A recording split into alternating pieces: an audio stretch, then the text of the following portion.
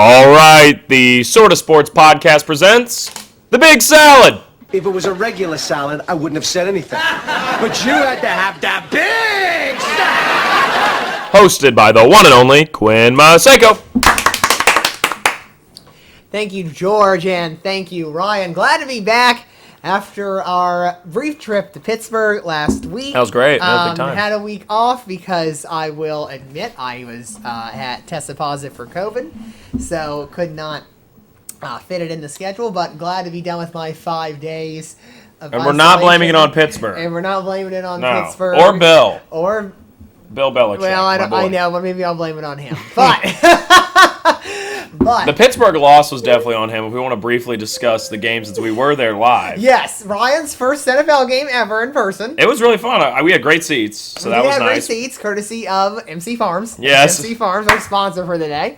And we had great seats. They have a really nice stadium, you know, the Acrisure Heinz Field. Well, it's Heinz Field to me, baby. It's like they got an own little mini Hall of Fame in there. I took some pictures of that. I got a buddy that was a Cowboys fan, sent him a picture of the Super Bowl that they beat the Cowboys. It would have been Staubach, probably, right? When they beat the Cowboys? Yeah, Yes. yeah. In the And 70s, so, yes. Yeah. And then, you know, they did lose, but we got to see Minka get a pick, and you were wearing the Minka jersey, so that was perfect. Minka jersey I got for my birthday, yes. I get to see Mac Jones and Bill Belichick live, which is cool, because, you know, we all know I'm a bit of a Patriots backer.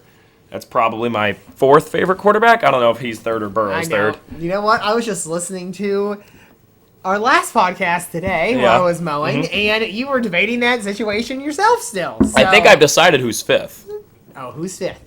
Well, I love watching Lamar, but I don't think he's fifth. I think it's Jalen Hurts.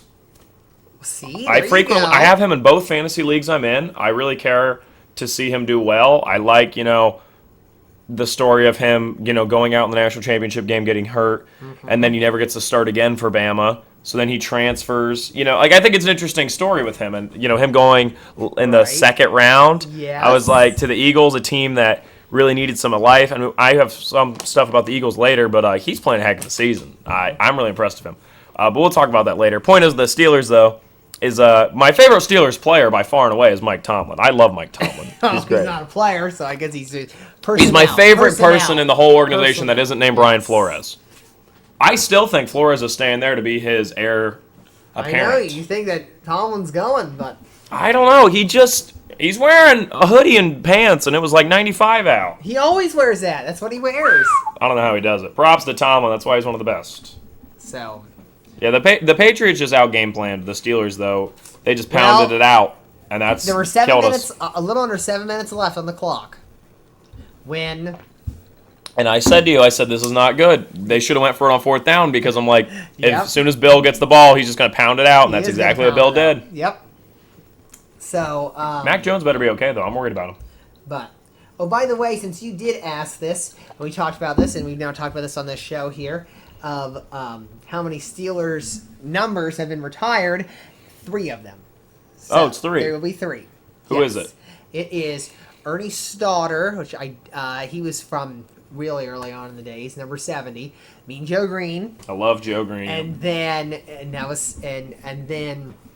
they're retiring Franco, obviously, this year on the 50th anniversary of the Immaculate Reception. So, 3 there, but there are several non-issued of those that are in the Hall of Honor, as you saw last Sunday. Now, I do think we saw some deep cuts, because we were there on opening day. It was freaking crazy. Stadium was packed. It was packed. It was like, what? Well, how many people was it? Was it 60? I think it was 6. I think it was a sellout. I think it was 67,000. Yeah, it was up there. It was wild. It was 65, 67,000.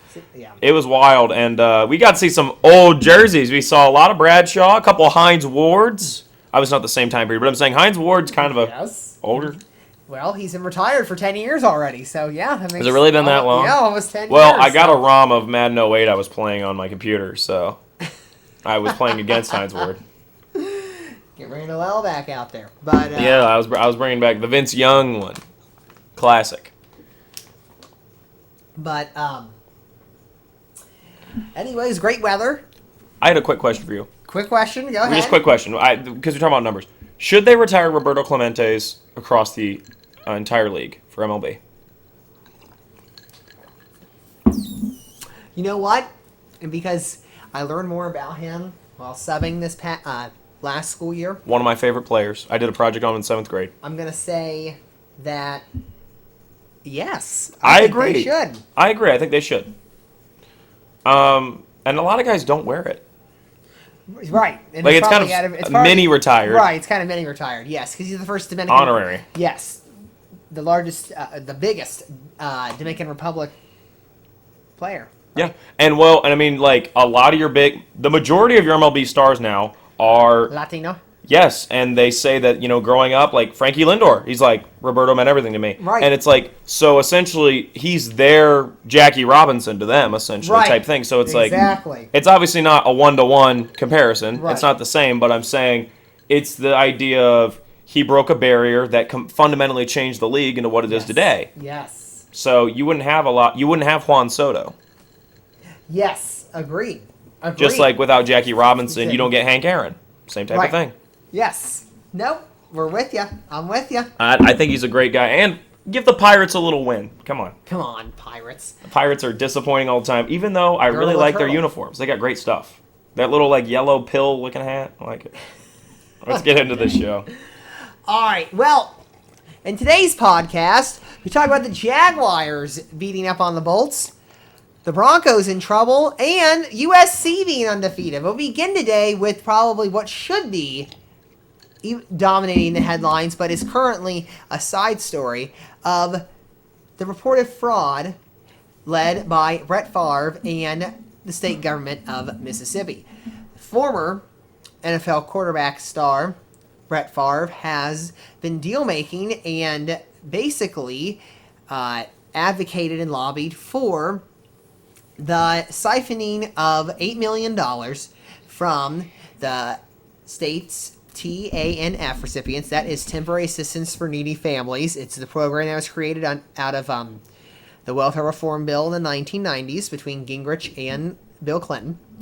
And taking that $8 million from the which are usually the poorest families in a state that get that money, and putting it towards at least $5 million of it towards a project at Southern Mississippi University for a new gymnasium for volleyball, and then another $2 million for a startup company through his nonprofit foundation in order for them to make money off of it and raise more money for the nonprofit. So, Ryan, you said you hadn't heard of this much. What do you make of that report about Brett Favre, and what should be done about the $8 million and those kinds of things? It sounds like it's a big tax issue, I'm assuming, too, right? Because it's all under the table, correct?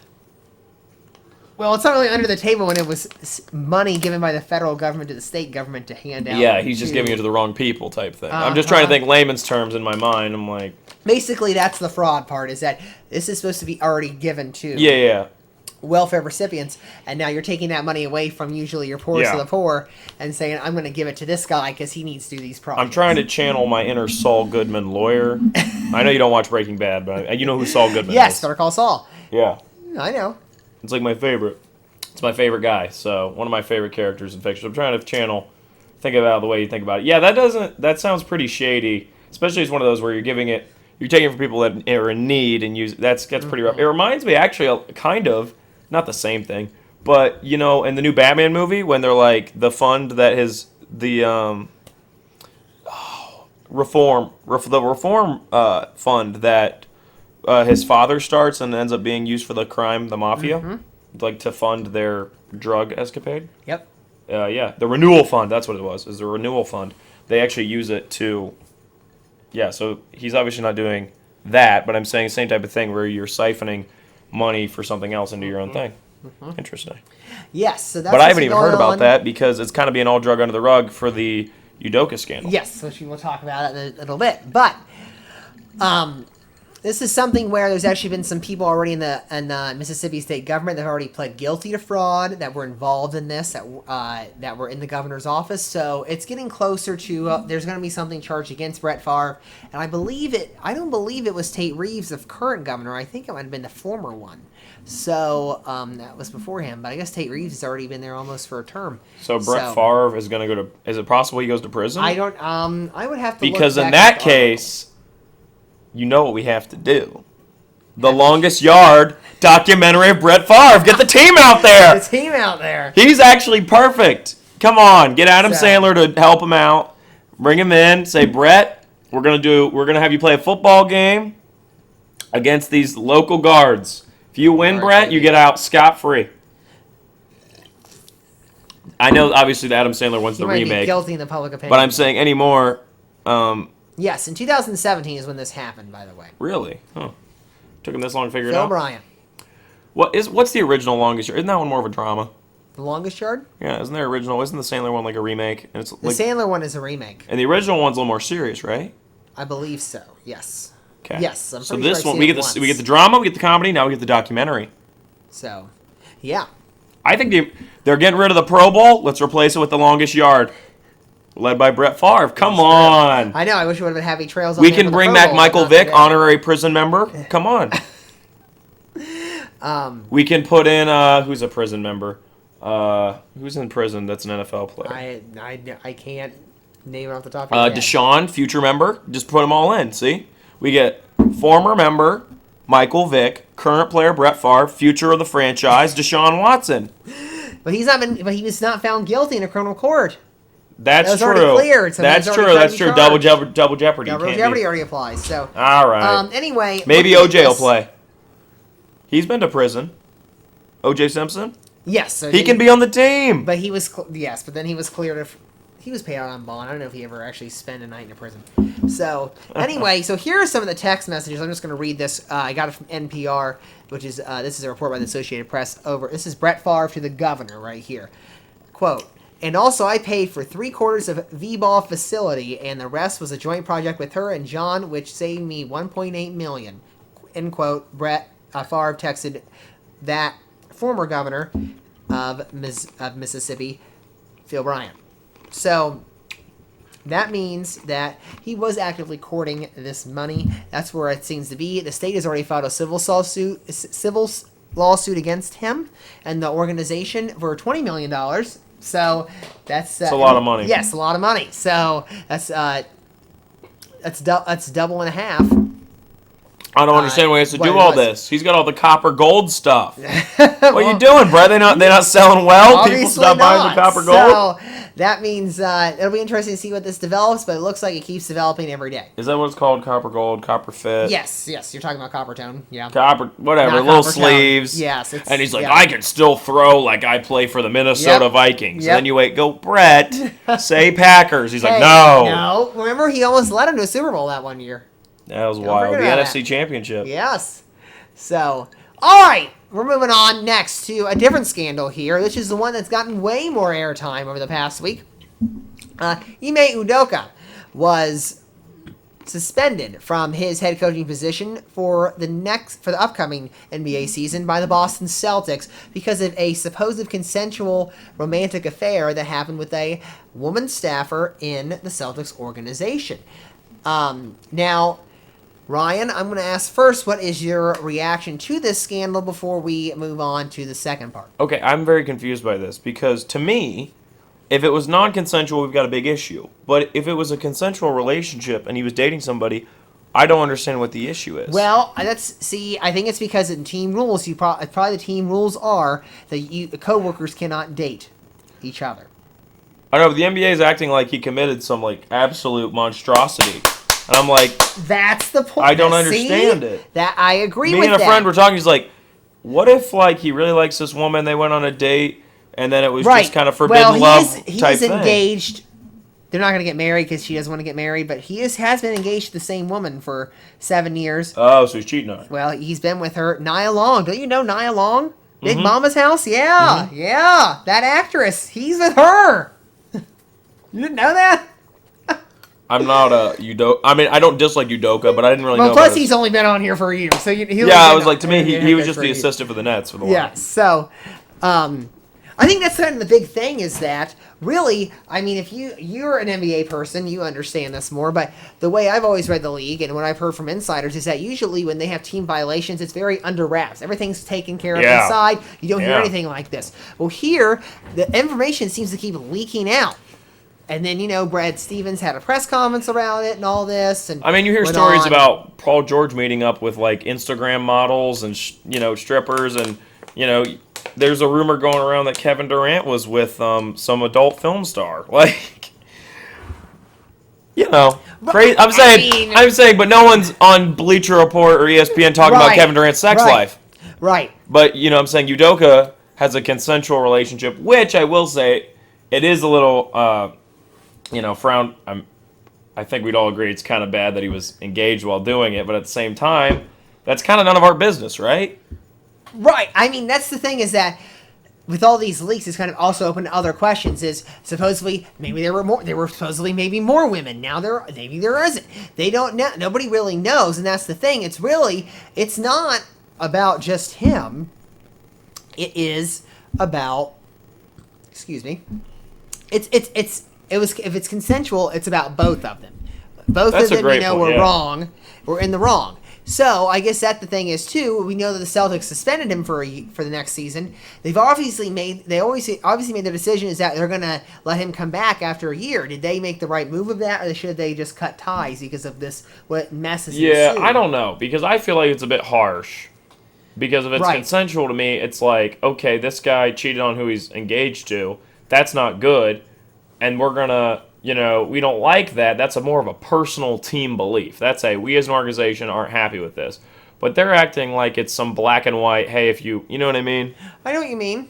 I just think it's odd. I think it's really odd that they're treating it the way they're doing it. What would I do? I would just cut ties. Because to me, it seems like a pansy move to be like, oh, we're going to come back in a year. You're really going to run a whole season and then be like, now you're back. Like, it doesn't make sense. Right, You're right. in or you're out, boys. Right. It seems like you're either defending your boy or you're letting him sink. They got 1 foot inside the room, 1 foot outside of it. So, yep. I mean, that's what's going to be interesting to see. I think obviously he needed to be. If it's a violation of the team rules, then yes, there should be a punishment. But I think it would have been easier just to fire him and move on. I agree. Instead of having this drag out. But it just seems like the NBA is always very tightly wrapped. Yeah, I'm saying you hear rumors about guys, but overall it's usually pretty tightly wrapped. It's not like the NFL. NFL feels like it's all out there. Yeah, it's all out there. I mean, it's like, Zeke got caught with weed again. It's all out there. There it is. Every minute of it, Jerry. Everything's out there. It's all out there. The MLB, there's no drama to go around because they're all just like chilled out dudes. Right, exactly. Plus, it's summertime, so who cares? Yeah. So, they don't have time to go out and flings. They got 162 games to play.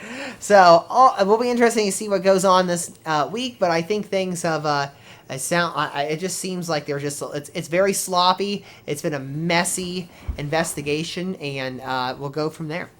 But all right, enough scandals for today, and actually let's get to some sports news. Some good sports news.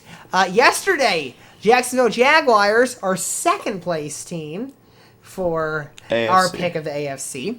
And who'd we give it to? We gave it to the Broncos. Remember? You said, oh, no. Okay, I finished that episode today, and I said either Broncos or Jaguars. And I went Broncos country, let's ride. No, you said, Quinn, I'm letting you pick because we really promised to do the Jaguars this year, and I think we should do the Jaguars. And then Are we making a switch? No. We can't make a switch. We already committed to the Broncos, so we're in, okay? We might have made the wrong move. They look so bad. Yes. We're going to talk about that next. We're going to talk about that next. But the Jaguars came out and thumped the Justin Herbert injured-led Chargers. I said that wrongly. It should be the Justin Herbert injury-led Chargers yesterday, 38-10. So how much hype should the Jags get? Let's overreact here. What should they get? Oh, yeah, I don't want to overreact too much because people are acting like now they're all of a sudden like well, they are leading the crazy. division. That division is very bad. They're probably leading the division the first time since Blake Bortles has been the quarterback. Yep, and I think that division's very bad, and I think they could win it.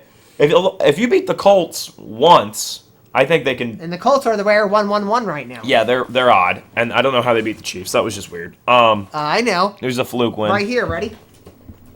Kicking? Yep. Ding, ding, ding. No, yeah, I get what you mean. No, point is, Colts. If you beat the Colts once, and then You know, you're going to beat the Titans twice, and you're going to beat the Texans twice. Maybe. And you've got a coach that has won a Super These Bowl. are still the Jaguars. I don't think Doug Peterson's an absolute freaking genius, but I think he's a pretty good coach. He did win a Super Bowl. And that was a well-coached team, you know. I think it's going to be the Jacksonville special, not the Philly special. The Duval special. It's the Duval special. The Duval. The Duval dime. There it is. There it is. I'm coining it right now for the shirts. No, so the Jags, I like what they have going on. You and I are both pretty high on this team. Obviously, I don't know why everybody's acting like, all the outlets are acting like, oh, Trevor Lawrence showed why he's the number one pick. I'm like, we knew he was going to be good. This isn't right. like he just got a rolled. better system now. Yeah, it's like we knew this was going to happen, that they were going to be better. But I don't know if they'll make the playoffs this year. If they do, I'd love to see it. I would love to see the Jacksonville Jaguars. I think they're on their way to being very good. I think next year they're definitely going to be the AFC team of the pod. They definitely should be. They have to be, because we've been hyping it up for so long. But I think you shouldn't overreact about the Chargers either, because I think the Chargers are going to be really good once Herb comes back. I'm not going to say that he hurt their chances, because I don't think Chase Daniel would have done much better this week against the Jaguars. They're just so on point. But I think Herbert should have sat out this week. I agree. Again, because now he was already on 13 days. 13 days. He's already on 10 days rest. He could have sat out another week and been out 2.5 weeks, used the mini bye, and hopefully been healthier. And now he's aggravated his pain to keep going. He's kind of like, this reminds me of Baker Mayfield last year. When Baker Mayfield should have just stopped and had surgery, because he knew the season These wasn't tough going guys, anywhere. they need to quit being so tough. Exactly. Just be a pansy and sit down. Well, don't be a pansy, but actually just face reality. I know, I'm kidding. No, but I'm face reality and say, what is this? This is like a Jacksonville shirt, this color. But this blue? yeah, even though it's Panthers. It's, I don't know, it's the lighting. It's bright blue. It is a little odd. It is. It's a little. It's getting there. It's getting that shade of green. It might just be because I washed it so much that it's gotten a little green. Washed it so much. No, you're right. Like when you look at the Jacksonville color, I'm wearing a Blue Panther shirt because I realize that what we're talking about the audience can't see. Yeah, I'm wearing a Blue Panther shirt, but it almost looks teal. Okay, yeah, it's a little darker. Yeah, it is a little. It has a little bit of teal to it now. It does. I think it's been washed so much. It's the fade.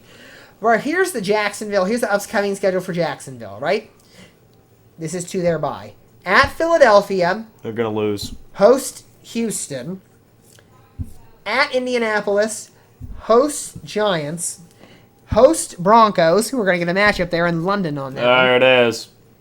Host Las Vegas. At Kansas City. Host Baltimore. And I already went past the bye, so might as well just keep going now. At Detroit. At Tennessee. Host Dallas. At the Jets. At Houston. Host the Titans.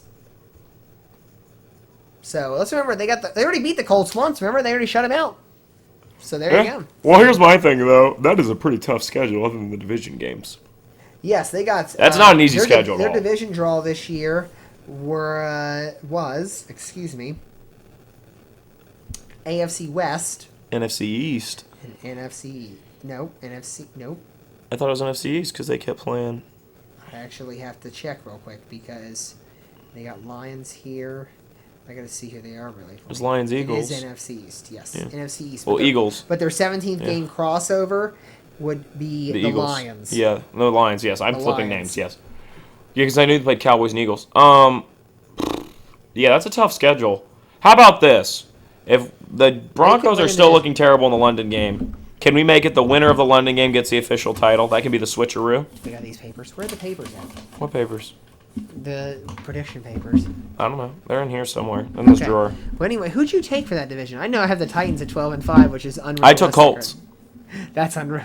It might be realistic. Maybe. I took Colts. I took Colts, then Titans, then Jags, then Texans. Okay, well. Not terrible. Not terrible. Not terrible. I told you Titans weren't being good. Yeah, well, they finally, the proof was in the pudding yet. It's in the pudding. It's in the now pudding. They did win yesterday. The Raiders are the worst team in the league. They haven't won a game yet. They're the only defeated team. They're bad. I don't know They what are not happened. good. And They they are play in not the syncing up. like one of the best divisions. Best divisions, yes. So, speaking of the best division, let's head on our last headline. Last night, Sunday Night Football, the Broncos edged out the 49ers 11-10. This is only the second time this score has ever happened. First time, Steelers-Chargers 2008. So, after that, the Broncos were edged by the Seahawks in their opener. They did not have a very impressive performance against the Texans last week, and now this past week they are this win by 1 over the 49ers. It's so weird because like They're keeping their head above water. Yep. They're 2-1. You have the same record as. Are the Broncos still in trouble even after the win last night? Sorry. They're keeping their head above water. They, on paper, have a good record, but it's like you just watch them and you're like, this is not the team I expected to see. Javonte Williams, I think, looks good. They're not using him really, I think, as much as they could. I think he looks weird. I think the sad thing is this. We have to admit to ourselves. We all need to sit down, look in the mirror, and say it very slowly. Russell Wilson is not a top 10 quarterback. I think we just have to accept it. Well, Him and Kyler are 11 and 12. I'm not going to say that. Kyler's not top 10. We agree with that? I'm not talking about Kyler. We're just talking about Russell Wilson. Can I name my 10? See if you No, disagree? because you know why? You did this in the last podcast we recorded. I listened to it today, so you already named it once. Did I put Russell? I must have. Yes, you did. You put him because you said, I bet I can name 10 better than Kyler Murray and Dak. And next thing you did, you named 10. Did I name Hurts? Because I think Hurts took a spot. I think Hurts took a spot yes, in the top 10. You named Hurts. I think he took Russ's spot. Okay. Well, I'm going to say this. I'm going to give Russ the benefit of the doubt because I don't think that team's gelled together that well yet. He's still getting used to the new offense. I'm going to give him a chance. I agree. I say you have to but give him I'm at least saying another he does 3 not. weeks. Okay. I got the privilege You of did. watching. You went to Mile High? No, not that. I got the privilege of watching that Ravens. Patriots game this week? Yes, because that was the Fox That 1 was p.m. the Fox game, which made no sense because CBS is usually the AFC. So go ahead. It was excellent to watch Lamar, and I was blown away by how many plays it would be where it's like, okay, they just need to get one stop here for the Patriots, and they're gonna be good, and they're gonna turn around and get a score. And Lamar would just break off a 25-yard run, right. Or he'd make a nice pass to Mark Andrews. He was having a passing field day. I was like, this is like one of the best games I've ever watched Lamar play. Now, granted, I don't watch the Ravens every week, but I'm saying he looks like back to 2019 MVP King Lamar type crap. Okay. And I'm saying Russ used to have that explosivity of you need one. Russ will get you it, and he doesn't look that way right now. And I think the Broncos can fix that, but that explosivity and that ability to just step it up. I mean, I was listening to the Bill Simmons podcast earlier, and he talked about the same thing because he brought up Lamar, and that's what made me think of this. As he was like, when you watch the Ravens, Lamar just has that explosivity that Russ lacks right now, and I agree. That's a perfect example. Well, but don't you think that sometimes, since he's not used to this offense yet, it's hampering his explosivity? Until he gets used to it. I agree. Let's remember, they can still make the playoffs and still be an absolute threat. Got this offense under Nathaniel Hackett in Green Bay won Aaron Rodgers 2 MVP. So that's got to do something. I mean, I'm just saying. You're right, and I'm saying Wilson and Rodgers are the same. Time will tell because they still have a good record, even though they really haven't looked that good. And when it's January, I can see them either being they really disappointed, or they could be going on their run and looking like a Super Bowl contender. Black or white is what you're saying. It's going to really clear itself up. But they're one of those teams you got to watch right now because they're frisky, and I'm not sure if it's a good frisky. I've never heard of a football team being called frisky before. Well, the Russell Wilson team is. So I want to see them do really well. I really like this team. I like a lot of the players there. I like the coach. I like everything about him. Mm-hmm. I even like Russ. I'm just saying he isn't playing like a top 10. You don't like John Elway because we established that earlier this year. Mm-hmm. It's true. It's funny because you were kind of rooting for the Browns before this year. That's why. That's probably why. This is why. Yeah, I would like to see this team do well. I just don't think they're going to...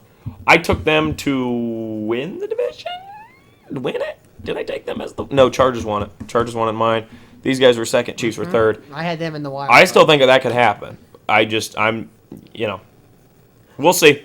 I think it'll clear itself up. At the moment, though, I wouldn't panic too much, but Here we go. You might have to panic soon. All right, well, here's the upcoming schedule for the Broncos here. They've got at Las Vegas. Okay, so they win that. Host Indianapolis. Should win. At Chargers. Could lose. Host Jets. Definitely win. At Jacksonville. Should win, but maybe not. At Tennessee. Definitely should win. Host Las Vegas. Is the AFC South playing the AFC West this year? Because that's brutal. I'm saying, do the Chiefs also play the AFC South? Or is it just like... This is their whole division. That's why I'm looking right now. Yeah, because if the Broncos get to play the AFC South, well, then they're going to have 9 wins automatically, it feels like. Because it's like they already have 2 wins. Yes, they're playing the AFC South. Well, then, crap, because they can beat the Jacksonville maybe once. They only got to play them once, so that makes it easy. Oh, yeah. They're in London, remember? 9:30 game. Oh, I'm stupid. We talked about that already. Yeah, that's the one where if I really want to make a switch, I will.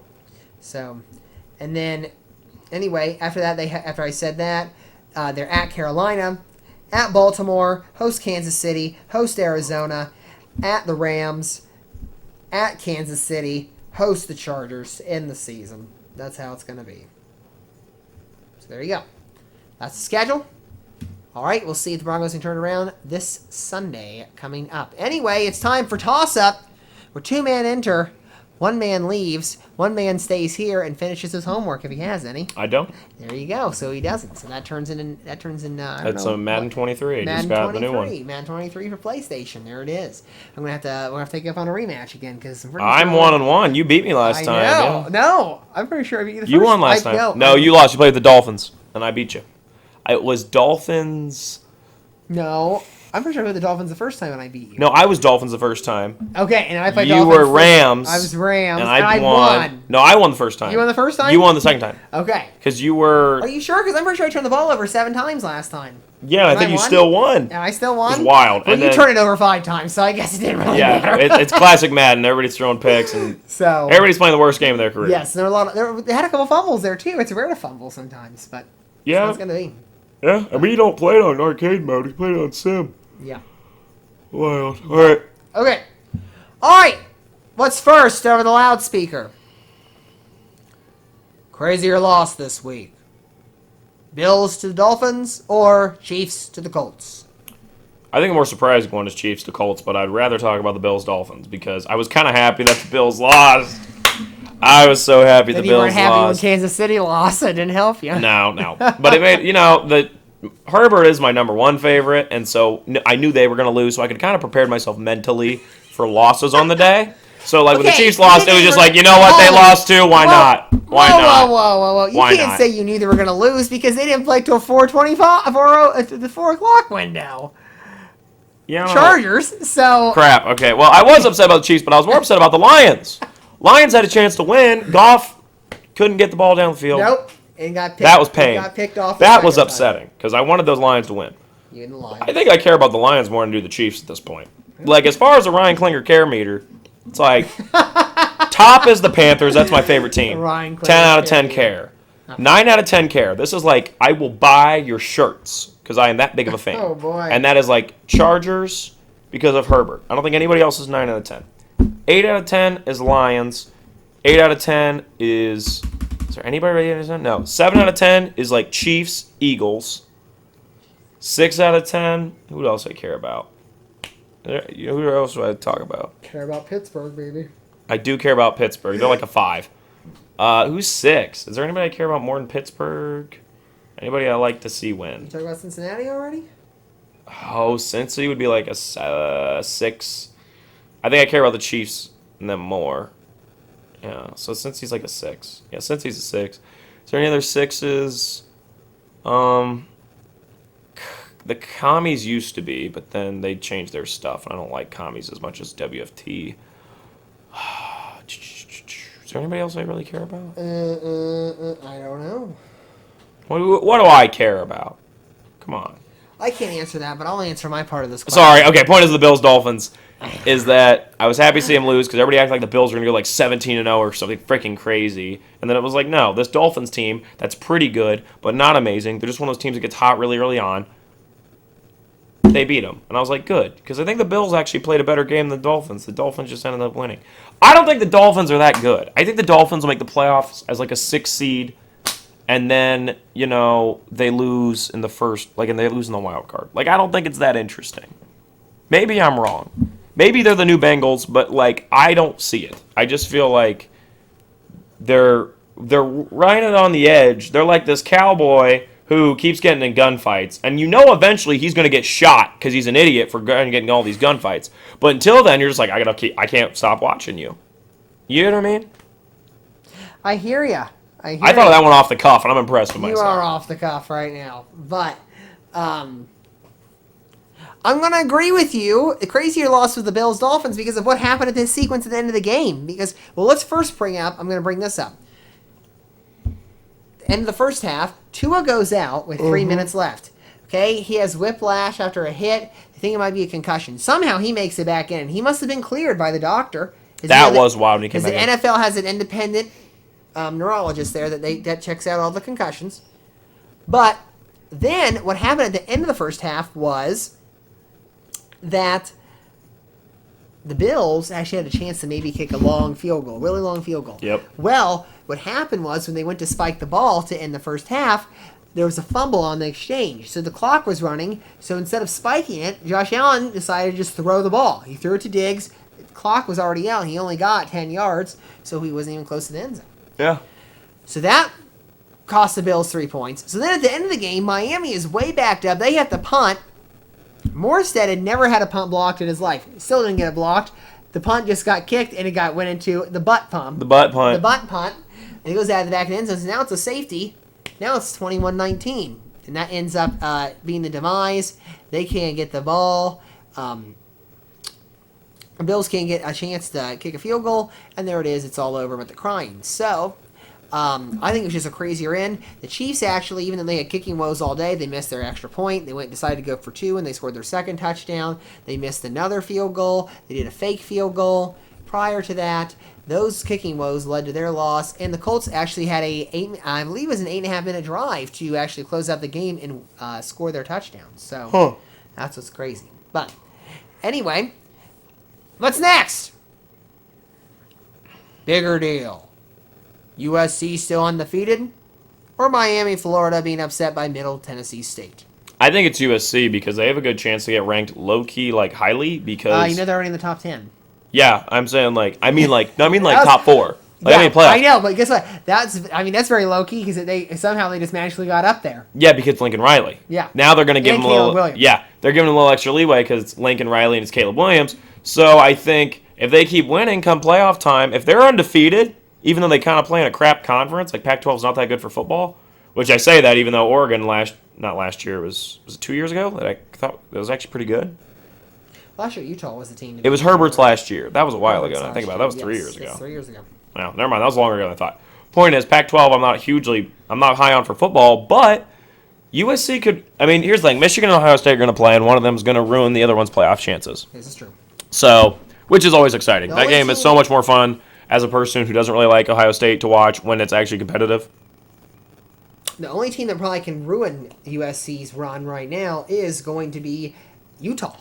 Yeah, because Notre Dame I would not even Notre expect. Dame is but UCLA is still undefeated. I will give them a chance, and Washington State they're 3-1 along with California. They're 3-1. Future Big Ten member USC goes to the college football playoff their first year of Lincoln Riley. Yep, There's the headline. You know what? And that was actually a good move for him because he can get way more money if he's in the Big Ten. Yeah, Lincoln Riley's a smart freaking cookie. He is a smart cookie. If it wasn't for the fact they were USC, I actually probably would have just picked them once they came to Big Ten as my favorite team. Like, genuinely, because I like Lincoln Riley, and I like, obviously I want to back a Big Ten team, but the fact that it's USC makes it kind of, like, terrible because it's USC. So it's like, am I really going to like the Sam Darnold college? Also, quick thing, the Panthers didn't deserve to win that game. Oh, here We are so bad. Our coaching staff is terrible. Did you see that video I tweeted out about Baker, about how we make our plays obvious what we're going to run? Yes, it's terrible. I know, yeah. It's terrible. We have the worst staff. Just fire them right now. Okay, I let's can't explain it stand real quick because they might not have seen it. But when they have a running play, the running back is always even if it's beside Baker Mayfield, McCaffrey is a yard behind, so they know it's already a run instead of being even with him, with Mayfield. So It's coaching malpractice. Freaking Orlovsky, the guy who ran out of bounds in his own end zone. That was worse than Jimmy G's. Jimmy G last night just stepped back. Yeah, that guy ran Orlovsky out. Was running Orlovsky, around. yeah. Yes. Point is with him, he was the one who figured out the Panthers, and he's not the brightest, and he figured out the Panthers because our staff is terrible. I know I used to be big Matt Rule backer. I'm not anymore. What happened He's become a disappointment. I'm allowed to change my mind. A foolish man never changes his mind. Yes, I am allowed to change my mind. A foolish man never changes his mind. I'm changing my mind. We're crap. I like Baker. You threw the baby out with the Blow it up. bathwater on that one. Blow it up. You threw the baby out with the bathwater on that The whole staff's I hate to bad. break it to you. They got the Cardinals next week. Chance to win. Yeah, because the Cardinals aren't very good. Yep. There's two coaches that deserve to lose their jobs facing off. But Actually, I don't even know if it's Cliff's fault. I think it's Kyler. I'm not a Kyler guy. I used to be a Kyler guy, Kyler. and then I slowly fell off. Hurts is so much better than him. I watch an Eagles game. It is like night and freaking day. Hurts makes explosive plays. He takes good reads. He doesn't throw the ball in weird spots. Murray does that all the time. He throws his receivers in weird spots. I don't like it. I'm like, why didn't you throw it to him later? Why didn't you throw it to him? I don't like it. He should go back to his baseball career. He should. But Hurts is better than him. Rule deserves to lose his job. I can coach the Carolina Panthers. I'm free. Let's do it. all right, I'm going to answer the question, and I'm going to say I'm going to take Miami being upset because USC's actually always had, the standard of being the top team in the Pac-12 Yes. for football. And then Oregon came along. So, yes, and then Oregon came along under Chip Kelly. But Miami, I watched that game against Middle Tennessee State, and it was a crazy game. Miami would run a kickback, then Middle Tennessee State would run a kickback. Every time that Miami tried to creep in and actually make it a two-possession game, next thing you know, it's a 90-yard bomb. Yeah. It was just a crazy game to watch on Saturday. Thanks to me being on a little COVID isolation, I watch these games because I typically don't watch college football that much. You and I both prefer NFL. We both prefer NFL. I like college, but realistically, there's like one good game a week. Yep. Next! Battle of the Bays this past Sunday. Oh. Which team has more questions? Packers or Buccaneers? I think it's the Packers because the Bucs I feel like are pretty set. It's like, okay, Brady's last run, see how far we can go. Russell Gage looked good, but Brady makes all his receivers look good. See how far we can go. Our division is the worst in the league. No one wants to win but us, and even we're not sure if we want to win that much. So it's like you're going to make the playoffs, and let's see how far Brady can take us. The Packers, it's like, why does Rodgers only have certain receivers he likes? It's like he just won't throw it to Sammy Watkins. He just won't do it. It's so weird. I've never seen anything like it. So I don't understand the entire Rodgers thing, and I think there's a lot of issues going on with him back. I feel like there's a lot of issues going on behind the scenes we don't know about. I wouldn't be surprised if at the end of the season, they lose in the divisional, and then it's just because they'll probably make the playoffs. I don't think they're gonna win the division though. I'm saying that again. I don't think the Packers win the division. I think they might be a wild card. That's it. The Lions will win it. I stand by. But the Packers, I think, have a lot of issues where this team's ceiling is not a Super Bowl. They're not winning a Super Bowl. And what's the point of football is to win the Super Bowl. I mean, that's the whole point of the whole NFL. So I guess my thing is, if you're not trying to do that, which this team isn't going to do, what's the point? So I feel like they need to take a real hard look at what they're really trying to do and accept the fact that if they're just sitting around waiting for Rodgers to die/retire, okay, if that's what your role is, because I don't think they're going anywhere with this team. I know I'm saying that after a team that's 2-1, but it's just the reality. I'm like, I don't think this team's that good. And, they've got good running backs though. See, and this is where I also think I agree with you. It's the Packers because it's really on the other side of the coin. The Bucs have answers. Their concern for me is the offense. And the Packers? Yeah, the Bucs because they couldn't score on Sunday. Yeah, that was weird. And they couldn't score last Sunday either against Saints. Let's name these three people right here. All right, Julio Jones was out. Yep. He should be back next week against the Chiefs. Godwin is out. I think he's out for a long time. And then Evans was suspended for this week.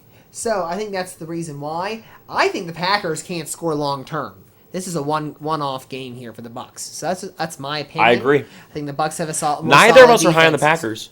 I listen to other podcasts, I'm saying, Bill Simmons, my favorite. He's got the Packers going to the NFC Championship. I'm like, what? See, I can see them still winning the division. I just don't think they can win outside the division. That's my opinion. That's my opinion. That's fine. That's a fine picked take. it. That's how I picked it. So that's fine. So I'm gonna be next. Last one. Better division entering the MLB playoffs: the AL East or the NL East. Well, the AL East has got more depth. I like their depth. I like the Orioles. I like the Blue Jays. I think the Red Sox got a lot of talent. My boy Xander Bogaerts, one of my favorite players. Hold it. We're going to the playoffs. The teams that are only going to I know that. I know. I'm saying as an overall division, the AL East is more deep. But the NL East has 2 World Series winning teams. I think the Braves or the Mets, if you said, I think both these teams win a World Series, I'm like, yeah. Whereas the AL East, I think the only team there that wins the World Series is the Rays. I don't think the Yankees are getting it done. Aaron Judge literally has to carry that team. I can't wait for him to hit 62. That'll be really cool. Still at 60, I believe, last time I checked. Right now they're playing against the Blue Jays. Yes, they They'll are. probably hit one. 2-2 in the 7th. So, I'm saying, yeah. Also, we're just living through a great MLB period. I think we all need to appreciate it more. We've got the new Babe Ruth. We've got the home run record, non-steroid being broken. Shohei's so good. No, don't say Shohei's not that good. I'm not saying that, but the Okay. Babe Ruth, is this compared to Shohei? Yeah. Okay, then I'm okay with that. Yeah. I'm not. If you're comparing this to Aaron Judge, no. No. That's not what I was doing. Nope, I'm this saying is Babe legal. Ruth like Shohei. I was like, I will not tolerate Shohei slander. Statistically, he's incredible.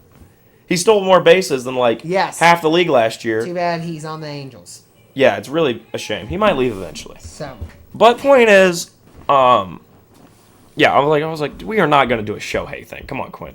All right, sorry. I got really upset. I got to protect Shohei at all costs. Got to protect Shohei at all costs. Supporting him. One of my favorite players. Yeah, so it's like the NL East, Braves, Mets, both World Series level guys. I've been wearing this Mets hat a lot ever since I got it. Mm-hmm. And I think they could win it. I really think the Mets might be my pick when I do the picks. We'll see. Yeah, AL East is the only one I really like, the Rays. Because I'm always big on the Rays. What about you, Quinn? Yeah, this is interesting. They just changed this thing. Okay, now there it goes. Just wasn't loaded. Well, here's the thing. Each division, I'm gonna take each division first and just compare them. AL East, they're gonna have 3 teams in the World Series, and they might have 4 if the Mariners collapse, which I'm hoping they don't, because I'm supporting the Mariners. But they're gonna have the Yankees, I love the Mariners, Blue Jays, and Rays in.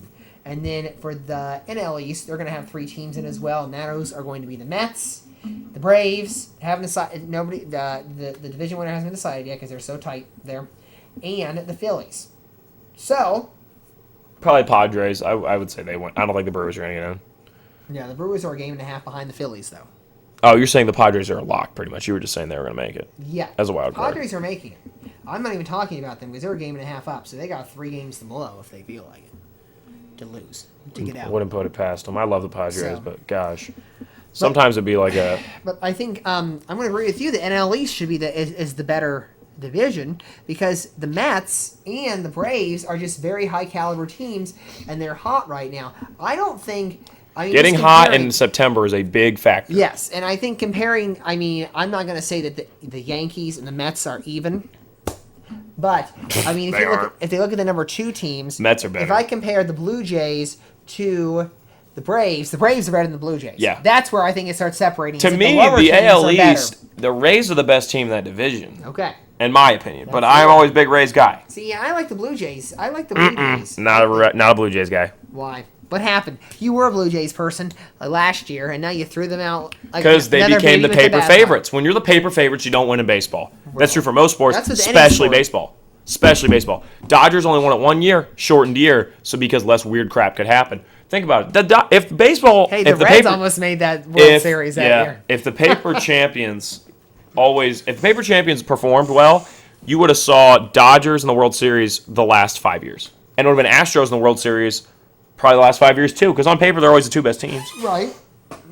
The Astros are freaking juggernauts every year. Astros got the most They wins freaking in the blew league away right with... Oh my gosh, they're so good. They're at 101 right now. But in the playoffs, they're going to lose. They won't make the World Series. The Astros won't. Well, they are the number 1 seed, so they're going to get a bye. Yeah, but it just won't happen. It just doesn't happen. It's just the way it works. They'll lose in the pennant. It'll just happen. The same thing at the Dodgers. Like it'll just happen. Well, they gotta get to the division. Even though on paper they should win, it'll just happen. All right, and now it's time for Ryan's special section this week. All right, so today's a double special section. Pretty exciting. First off, we are going to look. Remember, when I did my thing about the teams for the primetime. Looked it up. Yes. 12 teams have a maximum of 5 primetime games. Those are the Bills, Bengals, Broncos, Bucks, a lot of Bs, Chargers, Chiefs, Cowboys, Eagles, Packers, Patriots, Rams, and Niners. A lot more spread out than it was last year, because last year was like Packers dominant, Bucks dominant. Spread it out a lot more. No real surprises here. Niners, Cowboys, and Niners, Cowboys, sorry, I don't know why I can't speak. Niners, Cowboys, Packers are blue blood franchises. They like putting them on, and, they're usually pretty competitive. Cowboys, not so much anymore. Oh, Patriots, too. Yes, Patriots, too. I didn't think about that. Sorry. And then, Rams, obviously, Super Bowl champions. They're going to put them on. Eagles, they knew they were going to cook this year. Very happy with them for that. Chargers, my boy, Herbert's getting the ratings. Chiefs, Mahomes. Bucks, Brady. Broncos, because they got Big Russ, Big Truss. And then Bengals were the other one, I would have made the Ravens on more. I love watching Lamar. Ooh. I Okay, used to kind of be. Hold it. I know this is your special selection, but I'm going to come in here and correct this website. This is wrong because the Steelers should be on here. They have 5 primetime games as well. Well, Yahoo failed me. Last year I failed counted me. myself. This year I was like, I saw this article. I can just do Yes. it. So great. Yeah, because the Steelers have Thursday night football. Now they're blue blood They already had- franchise. Yep, they had Thursday night football. They got 2 nights on Sunday night. They have a Monday night game. Then they have the Christmas Eve primetime. Maybe I don't know how they messed it up. They must not have Regardless, counted that. they must not count on that. Great job, So- though, Quinn. Great work. Thank you. Great job. All right, so let's run through. We're going to live in a bit of a twilight zone here. You are now entering the twilight zone because we're going to run through. Rod Serling, go ahead. I love Twilight Zone. You know that. Yes. We're going to run through. You know it's on Peacock, don't you? Yes, I do. Well, a lot of the shows on Peacock are on Prime with ads, so then I don't even switch over. You know what I mean? I'm just like, I'll just watch Psych on there. Oh, it's on. Oh, it's already on Prime. Well, Prime With doesn't have ads. Yeah, because you can just hop in. Well, Prime, it's like Prime has a built-in ad feature if they want to have ads with it. So it's like, because you can watch this on Peacock with ads, we'll let you watch on here with ads without. Does that make sense? It's weird. I think it's Okay. through Freevee technically. I've never seen. Yeah, because that's probably why. It's through Freevee it's a third technically. party. It's like free. It's like a. It's if weird. it's not- It's kind of like I could watch HBO through Prime if I connected the account. It's Yes. which is nice. Yes, this is correct. All right. So speaking of ahead. Prime, we'll start with Thursday night. We're gonna run through. You were gonna say but. We're gonna say. Nope. Go ahead. You good? You're Okay. Yeah. So Thursday night, what we're gonna do is we're gonna run through every game on Thursday night, and you and I are gonna pick the marquee matchup. Which one, if we were hosting our own little WrestleMania, we would make the main match of the night. Okay. So This we're is- living in this I already twilight have zone it. where we have to pick only one of these games to watch, and then we're gonna decide overall as a slate which slate was the best. All right. So Thursday night. Between the primetime nights. Yes. Okay. Thursday night, what used to be kind of the stinker night. We got Chargers Chiefs, then we had Browns Steelers. We already know who won all those. It was the teams I didn't predict. All right. And then I went 1-on-1 there. Thursday night, continuing on, week 4, we got Dolphins Bengals. Bit of excitement there. 2 explosive offenses. 1 team underperforming, 1 overperforming. Colts Broncos. Not sure if that's the most interesting. Commies Bears, big American matchup. You got the Chicago Workers against the Russian Commies. Then we've got the Saints Cards. I do not have any desire to watch that. I don't know about you. Ravens Bucks to me sounds great. I don't know what it is. I don't know what magical drink I drank yesterday called Lamar juice, but I was really enjoying watching him. I used to not be the big Lamar guy. Now I'm starting to come around. I'm like, he's kind of fun to watch. I kind of like this. So, Eagles Texans. I will watch that purely for the fact I love this Eagles team. So we'll go for that. Panthers Falcons. As a Panthers fan, I will watch this and hope we lose because we don't deserve to win football games. Then Titans Packers. I feel like they thought that was going to be big, and now it's a stinker. I would agree with that. Bills Pats I think will be fun just because Belichick's always got something cooked up.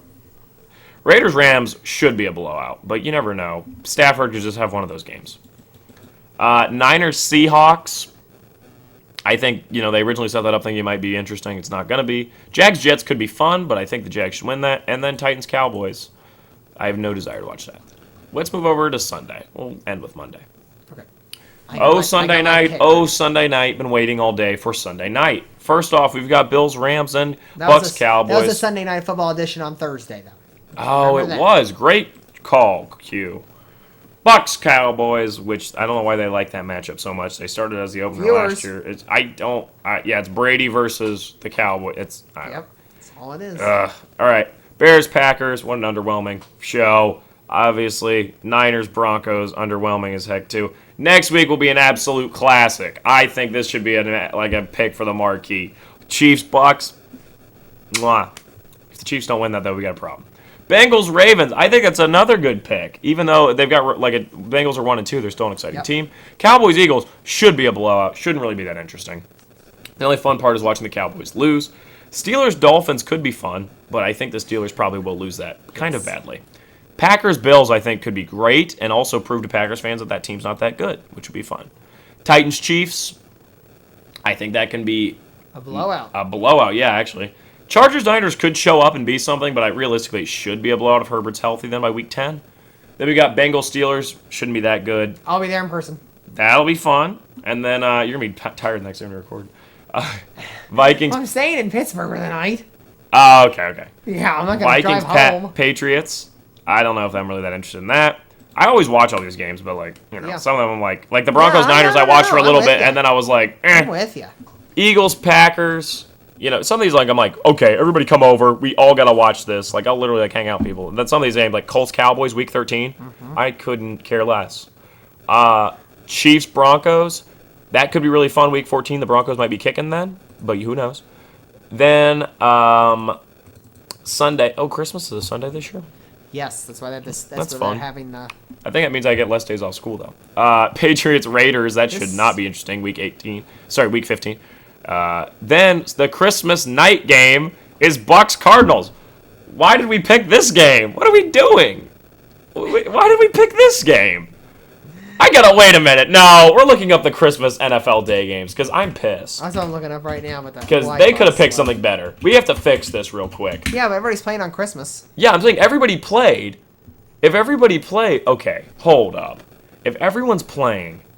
Everybody's playing on Christmas Eve. That's why. Oh, okay. Well, they said there's a triple header on the Christmas. There is. Packers, Dolphins. Broncos, Rams, Bucks, Cardinals. They all three were projected to be probably good matchups in the beginning.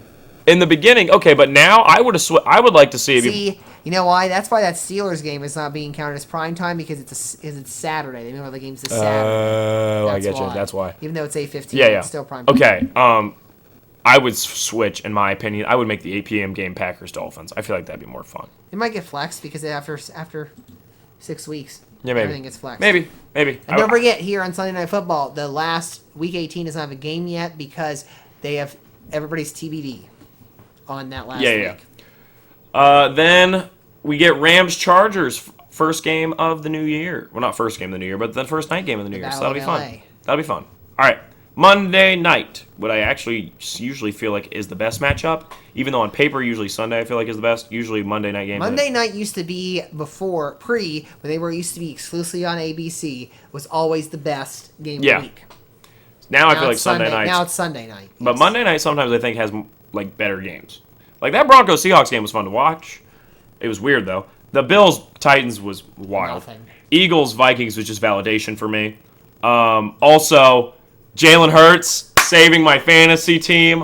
What a dog. I love you, Jalen. That was amazing. I needed 25 points from him, or else I'd be the dead last in my league. He scored 35. Thank you, Jalen. He did that one little move where he dove into the end zone and held out the ball. Yes. I literally ran around my living room screaming. Thank you so much, Jalen Hurts. All right, then Cowboys Giants, which is live right now. It's got that great score of 0-0. It's actually 6-3. Oh, it didn't update. Nope, didn't update. Oh, It's gotcha. quarter one. Oh, come on, NFL.com. Then we got Rams Niners. That could be something. Chiefs Raiders. That's nothing. Broncos Chargers could be interesting. Pats Bears I feel like isn't interesting. Browns Bengals I'm really not that intrigued by, but that's because don't really care to watch Browns. Saints Ravens shouldn't be interesting. Commies Eagles shouldn't be that interesting. Niners Cardinals meh. Colts Steelers is a really weird Monday night game. That's odd. Saints Bucks maybe something. I don't really know. Patriots Cardinals. Anytime I see the Cardinals here, I'm not interested. Rams Packers could be fun. Chargers Colts. I don't know why they kept putting the Colts up here. This is sad. And then Bills Bengals Week 17. That's kind of fun. I like that. It could be fun. Mm-hmm. So overall, I think the best slate is Sunday. I don't know about you. Well, I mean, I got my best game from each. I think that's what you asked me to do before. Yes. So All right, so in the Monday night schedule, I think it's easily the last game of the year. It's Bills Bengals. I think Bills Bengals is probably the best Monday night matchup. I'm looking at all these real quick. I think the only one I could see competing is that Chargers Broncos, but that's Week 6, so I don't think the Broncos are going to have it together. Well, I don't know by if then. either team will have it together. Yeah, so I agree. That's the best So there matchup. you That's the go. best matchup. Okay. And then Thursday night, I'm going to not count the first two. The game's already played. I don't care. Yeah, about I agree. Okay. So the next, I think Because I would have a have tie made it between Chargers two. Chiefs, honestly. If we had picked. Yes, I have a tie between two. It's either going to be next week, this upcoming week. I mean, Dolphins, Bengals, or it's going to be Buccaneers Ravens. I would like to go Bucks Ravens. I would like to make that the Well, we marquee. can tie it because I think it's going to be next week. But if you're Great. going to go that, Okay, see, great. there you go. Great. There we go. Because one each. All right, and then Sunday, who would you like? Yeah. See, Sunday. I think this is a best overall slate, It but I is don't the know if best there's overall one popper. slate. I I guess think it's next this, week right? is It's going gotta to be next good. week.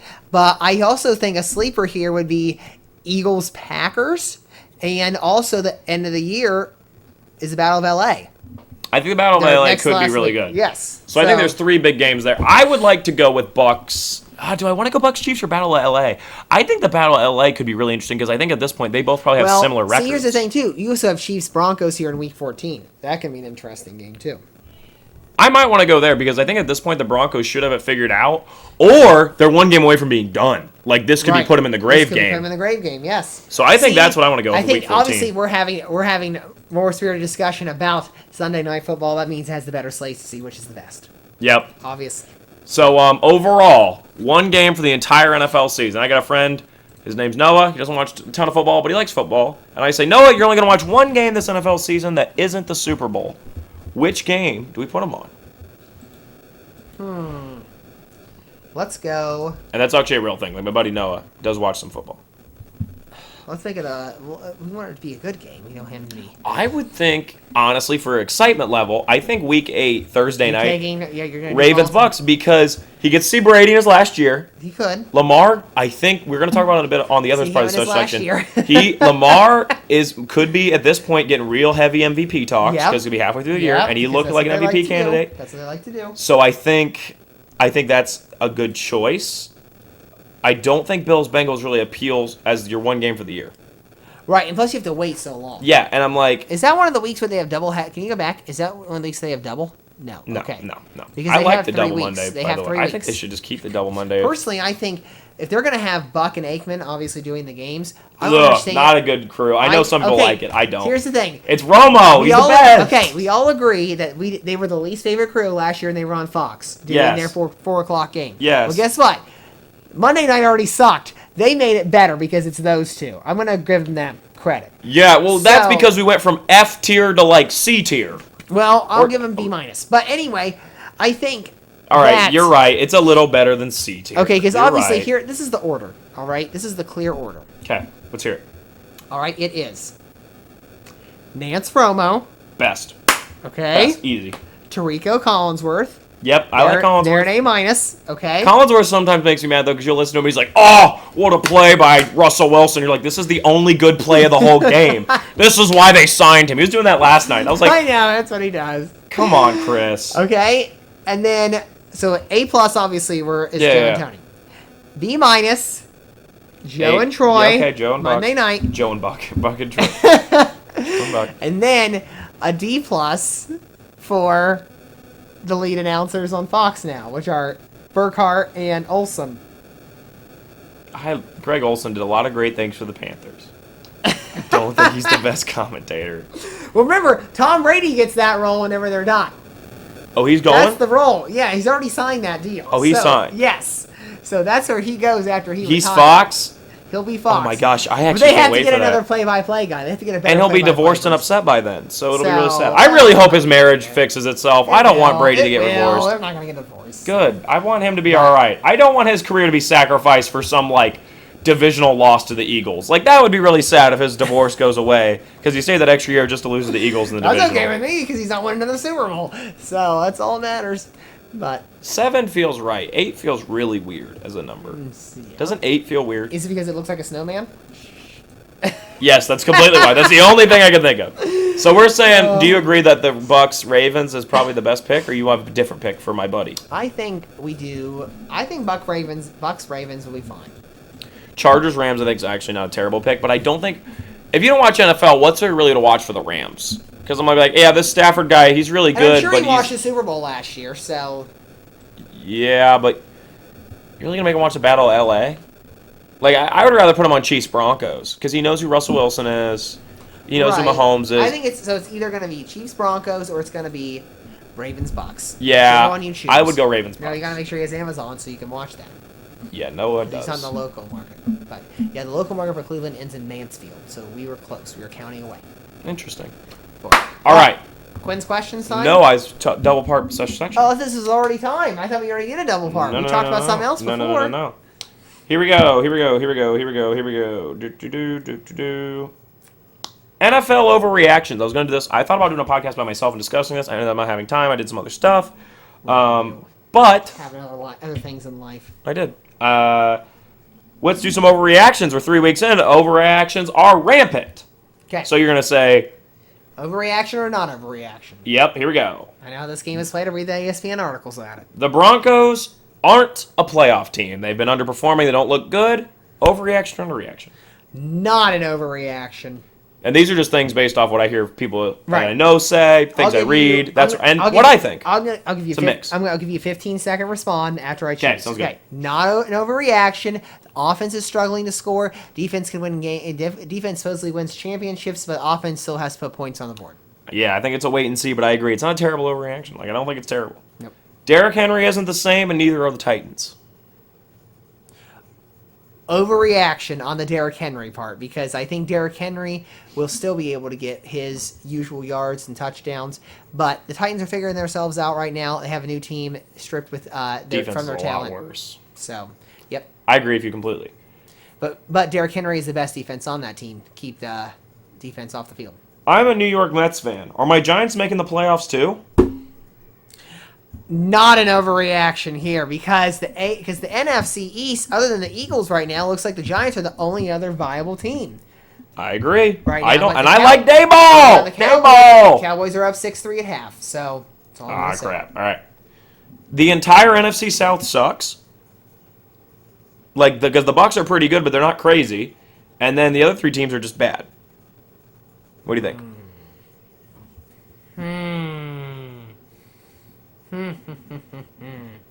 I'm trying to think. It's interesting, isn't it? That's a hard one to choose. Everybody else is 1 and 2, and the Bucks are 2 and 1. Sucks. I'm going to say an overreaction. I'm going to say they all suck, but I'm going to say Worst division in the league? Question mark. Worst division in the league? Wrong. I don't think that's true. Okay.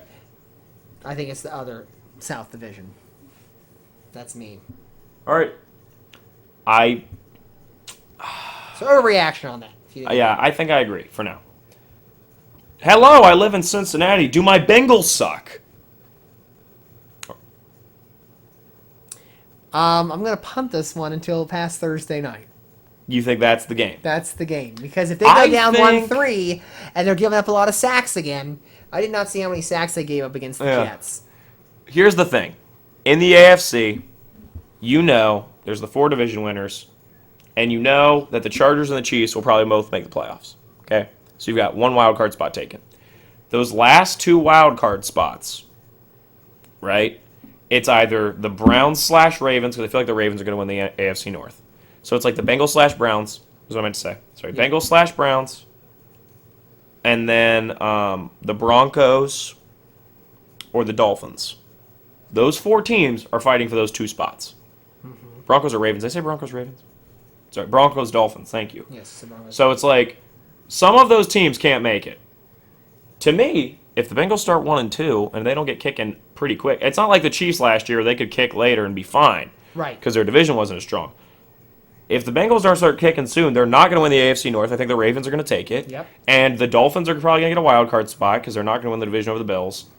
And then it's like, or if they do win the division, crazy world, the Bills are getting a wild card spot. And I feel like the Chiefs are going to make playoffs and the Chargers will. So then it's like, okay, are you that last spot? You know what I mean? Or the Broncos. Mm-hmm. So I think they're kind of should panic. I agree. Niners, question mark. That's just what I wrote. Like, what do we think about the Niners? Are they a playoff team? Are they a Super Bowl team? Are they nothing? Well, This isn't really a reaction. I at least say this. This is my not Niners. Are my Niners making the playoffs? I live in San Francisco. There's my reaction. not an overreaction. I think once Jimmy Garoppolo is acclimated, because remember, he hadn't played. He had no training camp whatsoever. He hadn't played until last week when he had to go in. So I think once he gets back to acclimated, now he looked good in week 2. He did not look good last night. So we'll see what happens. Eagles NFC champs. Not an overreaction. Yes. All right, they're undefeated. Hurts is playing at an all-time level right now. He's as long as different. Sirianni can keep leading that offense and the defense continues to tighten up, they should be able to make it. Okay, last one I was here. going to go back. We didn't even finish the Bengals, but back to the Bengals real quick. Burrow's already been sacked 15 times, and he's turned the ball over 5 times. They already have an addition. I think there are 2 more turnovers there. So there are 7 turnovers already by the Bengals. So there you go. That's just what I'm going to say. Last one. Lamar MVP.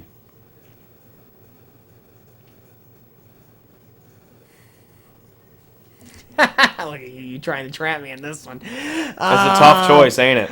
Because I have a note underneath it. For what I'm gonna say. Overreaction for now. I said Lamar MVP question mark, and then I put comma Hurts MVP. That's my take I'm an overreaction for now because on both. Because I think the Hurts is going to win it. I think it's his year. Because here's the thing. I'm loving this team. I was high on them from the start, and I'm getting higher. The reason I'm going to say right now is because remember they were up by 20 over Miami, and they couldn't go score. Lamar needed to go score one more time, and that game would have been over. What about my boy Jalen? What about my boy? That is Jalen not Hurts? a reaction. Yeah, baby. That team Yeah, as baby. far as it should.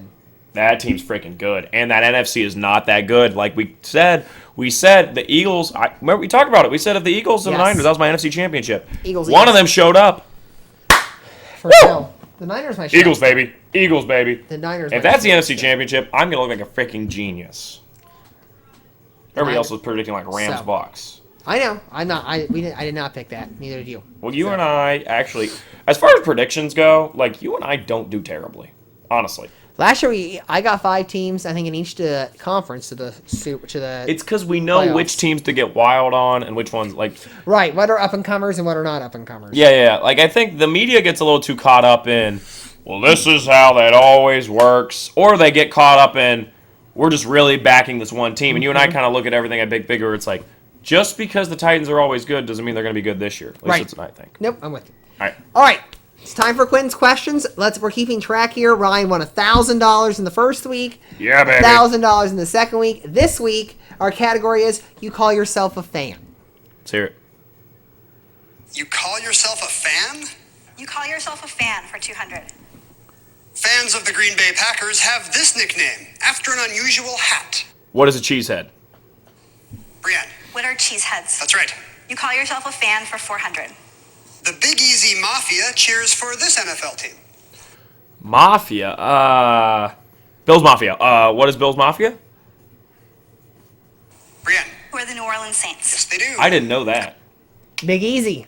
I didn't think. Big Easy. Easy, Louisiana. Yeah. Yes. I was focusing on Mafia. You're focusing on Mafia. Yeah. Negative 200 for Ryan right Call now. yourself a fan for 600. The Cameron Crazies are students who show undying support for this university's Blue Devils basketball team. What is Duke? Katrina. What is UNC? No. Oh, I was like, wait, Brienne. I hate it wrong. What is Duke? Yeah, Katrina's not making many friends in North Carolina right now. You call yourself a fan Oh, for Ken 800. Jennings. The Junior Nation drove up support for this NASCAR legend. What is Dale Earnhardt Jr.? Who is Dale Brienne. Earnhardt Who's Jr.? Dale Earnhardt Jr.? Yes. You call yourself a fan for 1,000. Fans of golfer Arnold Palmer are part of this military outfit. Oh, no. What is the Navy? Brienne? What is Arnie's Army? That's right. I for don't that. know. Right. I just picked something random. Balls! I was killing it! She ran the category, but So wait, I had all of them except... so you had so you got 200. Okay. And then you got negative 400. Yep. So you're negative 2 plus 6. That gives you 400 plus 8 gives you 12 minus 1,000. You got 200 today. You This know is the worst what? Performance you've had. That's $200 more than some people. That's exactly right. So you're at a cumulative 2,200. No stimulus for the needed, season. baby. No I got stimulus Quinn's needed. questions. I just got a That's big right. winner. Big winner. That's right. All right. So then what we do is however much I win on Quinn's questions, that's how much I have to put on the Super Bowl, my Super Bowl pick. Okay. But except we divide by 100. Okay, so you're $22 right now. There it is. All right. Keep racking up those points. Hopefully you run some cash. Wait, now I need to lose money. Wait, I'm trying to think about this. I bet less on the Super Bowl. You Oh, already made boy. this bet on air, so that's I gotta play the It's spread. over. Watch, it's good. The Over. Super Bowl odds are gonna be something like Eagles, Chargers, and I'm gonna be crying because I don't know who to You can't pick. pick either of my them. boys, and then it's like the Chargers will be favored by like 4, and I'm gonna be like, no, not 4. They'll be Chargers will be favored by 2, and I'm gonna be like, well, crap, because like I don't. You know what I mean? No, not 2. I hear ya. Sorry, it needs to be a big spread. So like the Chargers will be favored by like 7, and I'm gonna be like, well, no, it's not gonna be a 7-point game. But then I don't think that it'll be a mess. It'll be a mess. It'll be a mess. All right, it's time for double happy time this week, people. Happy 63rd birthday this past Saturday. Jason Alexander, the former star, not former star, but is the star still on reruns of NBC's Seinfeld as George Yes. Costanza. As again, we talked about last year, Jason Alexander's character, George Costanza, was the dramatized role of Larry David in real life. Now, Larry David has went on after writing about himself and a character and created his own show, Curb Your Enthusiasm, so he Banger. can be the star. Banger And show. Jason Alexander has starred in that as his own self. There. See, if we ever do you and I have talked before, maybe eventually in life we'll do like a political podcast, something like that, because you're a very big politics guy. Maybe do some different talk about stuff, right? Remember we talked about this? Just discussing did? world I don't events, recall. news. We've discussed, well, we don't be politics podcast. I'm pulling we a talk about Reagan news. line. I'm We- pulling a Reagan line. I don't recall that. Yeah, well, I'm just saying. We talked about doing like news or something at some point. I don't know if we're doing it now, but we talked about doing like news or something like that eventually. And because we made a Seinfeld reference with this, we do a Curb reference for that. So we would say, Curb your news. See, it's not a very good pun. It's just, I made all that up off the cuff. Yeah. I purposely just want to do a good pun. I don't know. I'm saying if we ever decided to do a different podcast, I don't know what we'd do. But if we ever decided, it would be really funny if we chose a Curb joke because we I hear ya. we transition with Larry. I hear It's you. like we do the BS, the Big Sal, the Seinfeld joke for sports, and then if we ever did anything else, maybe when we do our very famous water polo podcast, we'll name it after Curb. Okay. Or maybe the movies. Maybe we start doing these movie nights in the winter, and we just get so hyped up that we're like, you know what, we're doing two podcasts. We're doing Big Salad and a movie show. And then, maybe that's what it is. And we make Curb Your Movieism. I don't know. Movieism sounds dirty. Why isn't- We can't use movieism. That sounds dirty. No. How about I'm not a movieism guy. Larry David's catchphrase on Curb Your Enthusiasm is pretty good. So how about pretty good movies? How about that? That's not bad. See. That's not bad. See. Yes. All right. And another... Pretty, like that. Yes, Yeah. Another happy birthday shout out this past Saturday to Niele Ivey, who turns 45 years old. The current Notre Dame women's collegiate basketball coach led the Fighting Irish and took over that job after Muffin McGraw, her coach when she was there playing in college, and retired. And Ivy led the Fighting Irish to the Sweet 16 last year. Now, what you also don't know is that Ivy's son, Jaden Ivey, was drafted by the Detroit Pistons. I didn't know that so was his don't forget mom. about I didn't know that at yes, all. so don't forget about that. And she was commuting between flights to see her son play in March Madness last year after she was playing her games. So Now she's going to happy Detroit. 45th birthday to Niele there. Happy anniversary, and not so happy anniversary, to the Green Bay Packers. 10 years ago, around this day, the Hail Mary happened, where Russell Wilson in his rookie year threw up a Hail Mary. It was caught between somehow by a Seattle Seahawks receiver. Two of them were down there compared to four defensive backs for the Packers, and that is when this famous game epitomized, or I'm sorry, not epitomized, but emphasized the difference between the replacement referees and the usual NFL referees, because that was during the union strike of the NFL officials. And after that, that strike was quickly settled because the fans could not believe it after that call that somehow Seattle won that game. Yeah. And it was craziness there ensued in Green Bay. Anything to say about that real quick? I actually forgot that happened. You brought it back to my memory. Well, good thing I brought it back, because Did Russ win Rookie of the Year that year? I do not have the answer to Was he a starter out the gate, or did he get He drafted? was a starter after the game. Even as a third round? Yeah, but think how old he was. I think he was already 24. Was Hasselbeck the starter before him? He beat out Hasselbeck. Yeah. I actually kind of like Matt. No, he Hasselbeck. beat out. No, he didn't. He didn't. Sorry, he beat out Matt Flynn. Oh, well then no wonder.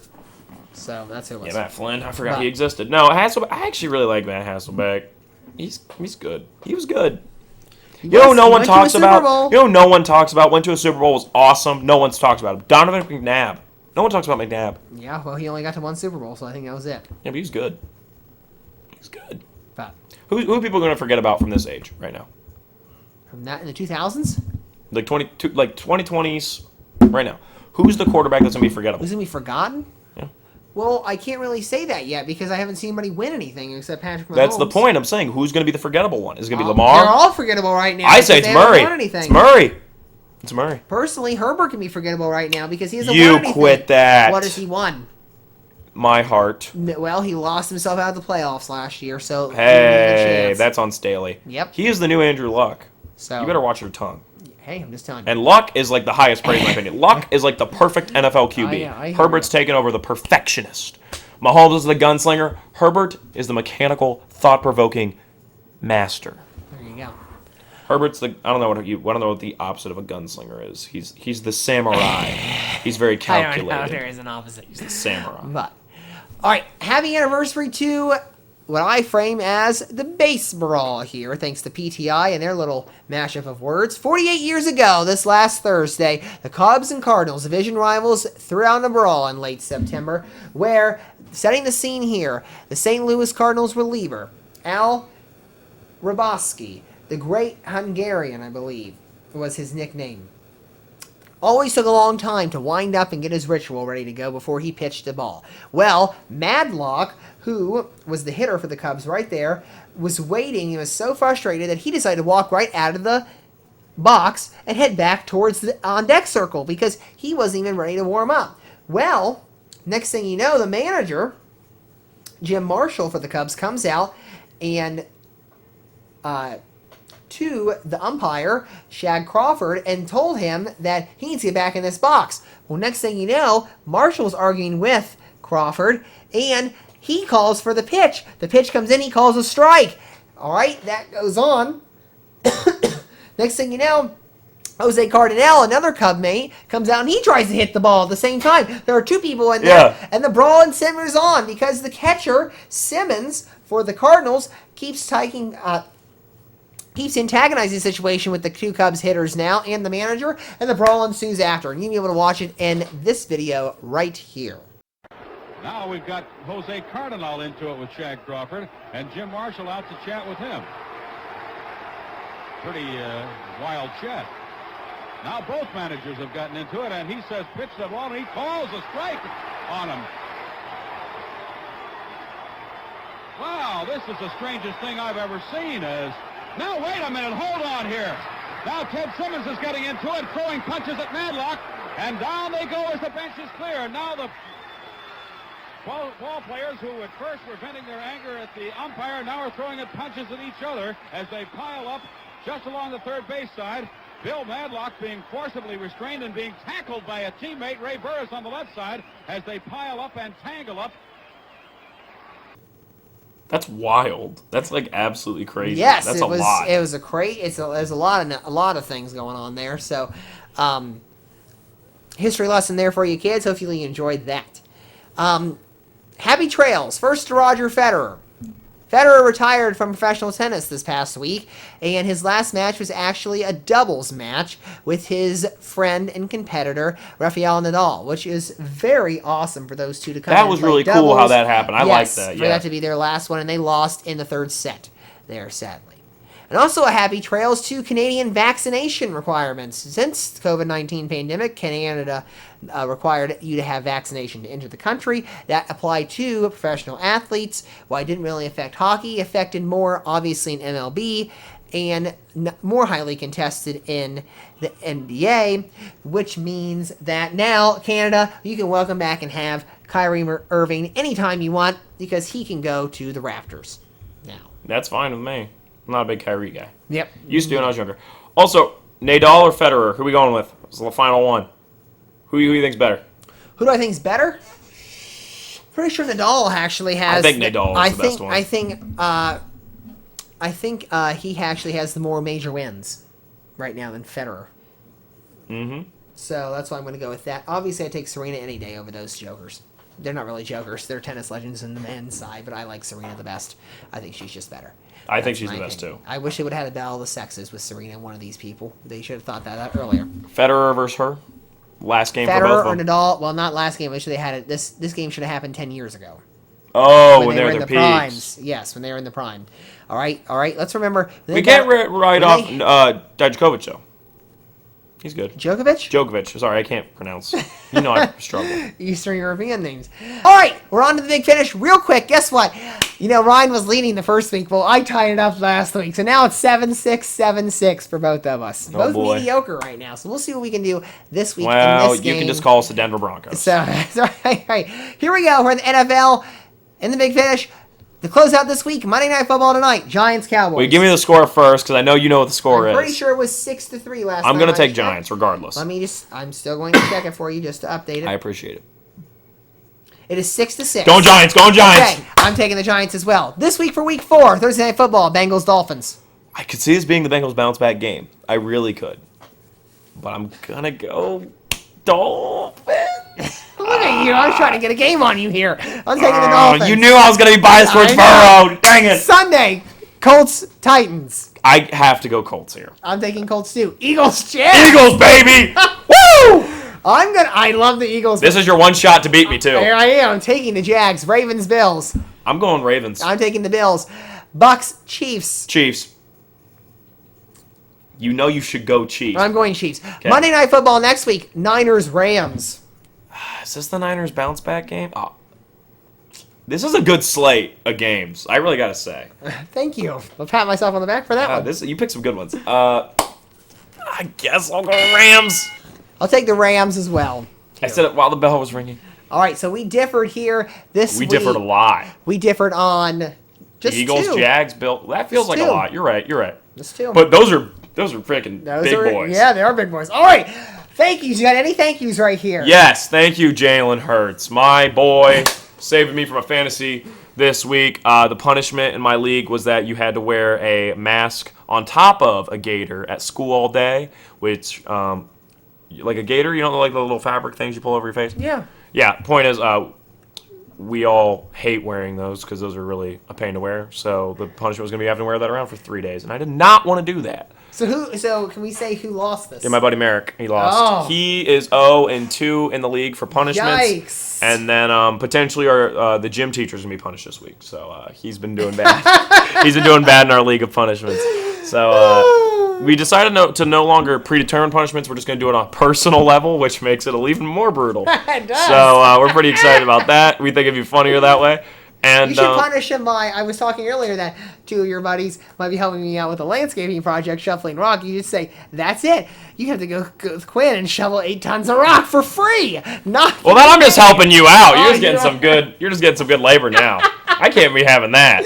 Oh, come on. I'm not putting him in indentured servitude to you No, as it's his punishment. not. It's literally a day. It's nothing.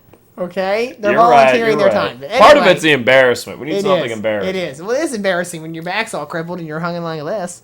Like True. a punch back in That's Notre true. Dame. That's But, true. If you're done with Yeah, the thank yous to Jalen. He's been an Okay. absolute dog for me Yeah. and my fantasy team. I have him in both leagues. And, I drafted him after, I waited and I drafted him after some guys got Burrow, some guys got, I think Stafford might have went before him in my league. And I was like, what are you guys doing? And they're like, you're getting Jalen Hurts. I'd rather have Tom Brady than him. I'm like, well, then you're an idiot because Jalen Hurts is a cooker. And who looks like the genius now? This guy. So I'm pretty excited. Thank you, Jalen. So, my plugs this week, I've plugged Jeopardy the last 2 times. This time I'm plugging Celebrity Jeopardy. Oh. Premiered last night. It's going to be every Sunday night for the next, I got to count real quick, 9, 12, I don't know how many games it's going to be for the championship. But, so it's going to be at least for the next 13 weeks for that. And I'm going to say it's interesting because it's an hour-long show, hour-long program. And what they're doing instead of running 2 full games of Jeopardy, which I thought they might do as they did in the past with the GOAT tournament, what they're actually doing is they're running single, double, and triple Jeopardy. So the first round is like the old school values, 1 to 500. Yeah. The double Jeopardy, 2 to 1,000. Triple Jeopardy, 3 to 1,500. So it was actually interesting. There's actually 2 interviews instead. So actually, I think there's an interview every time in each game. So That's that cool. might be that's interesting. But $30,000 in this first round if you lose out to your charity. The grand prize winner, $1 million to their charity that is selected, which is gonna be awesome. So The weirdest thing about not the weirdest thing. The best thing about Celebrity Jeopardy is I like the SNL skits when they do Celebrity Jeopardy. yeah, Turd Ferguson. Yeah, those are always great. And I wanted to recommend some to you. I'll send you a link. They did this really funny thing where they put They've done this before. They put like NFL players and they go to like a college scouting thing. They did it with Eli Manning, and Eli was really great in it. And I was like, I'm really glad Eli started to do his I think if anybody watches the Manning cast, you're gonna figure out really quick that Eli is the much like funnier and like Did he's you see great. The Chad Powers? Is that what you're talking about? Yes, the Chad Powers. Chad Powers. He It's is really like good. he's got a great personality, and I'm like. I think anybody who remember the Hall of Fame thing happened where everybody's like, should Eli Manning be in the Hall of Fame? His career Right. record's 81-81. Right. I think anybody who watches him would be like, yeah, he's the much more fun brother. And I don't know. Nothing against Peyton. I'm just saying Eli has a lot of personality. I really like the Manning cast with I him. agree. He has become my favorite Manning brother. I was like, I actually really like Eli Manning anymore. So I just thought it was kind of, he's just the fun one. I would agree. I think he is the more fun one there. All right, I think that's it. I think we're running out of show here. Yeah, we are running out of show. All right. Well, we love you, and we'll see you next week on the podcast. Bye-bye. This is Quinn Maseko speaking for the Big Salad Podcast, a Ryan Klinger production. Please note that portions of this podcast were edited before the final cut was produced, and this episode was recorded on September 26th. The sections of Toss Up and Happy Time are copied from the ESPN show Pardon the Interruption, and there was no intention to infringe on the copyright of these sections and their related music. Stay tuned for our next podcast next Wednesday here on the Sort of Sports Podcast YouTube channel.